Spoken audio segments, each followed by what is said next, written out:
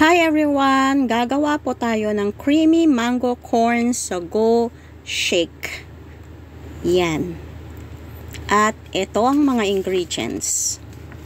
Una, tanggalin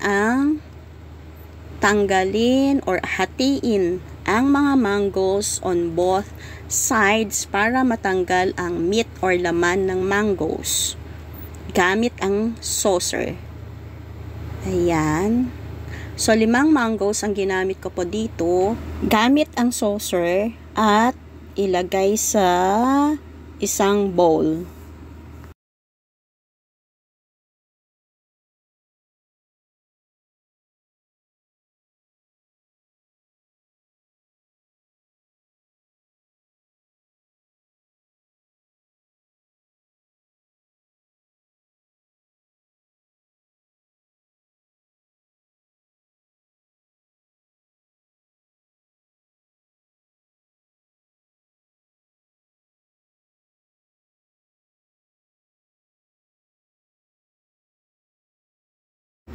Pagkatapos matanggal lahat ng laman ng mangoes, 5 mangoes, iset aside, tapos i-prepare lahat ng mga ingredients.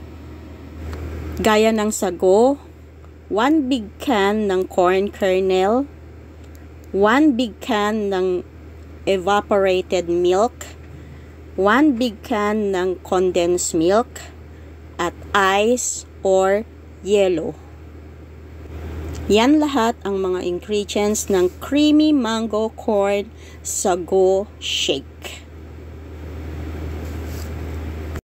Ilagay ang ice or yellow sa blender, then 3 to 4 na mangoes, and then 3/4 cups ng evaporated milk, 1/4 cup ng condensed milk, at saka i-turn on ang blender.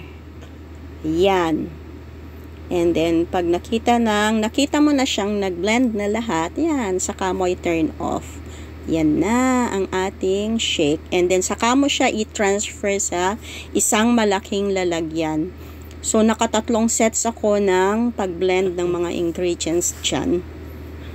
Yan. And then, after, saka mo ilagay ang sago and yung ating corn kernel. And then, ihalo mo lang. And then, stir hanggang sa mahalo lahat ng mga ingredients. At ayan na ang ating creamy mango corn sago shake. Enjoy eating!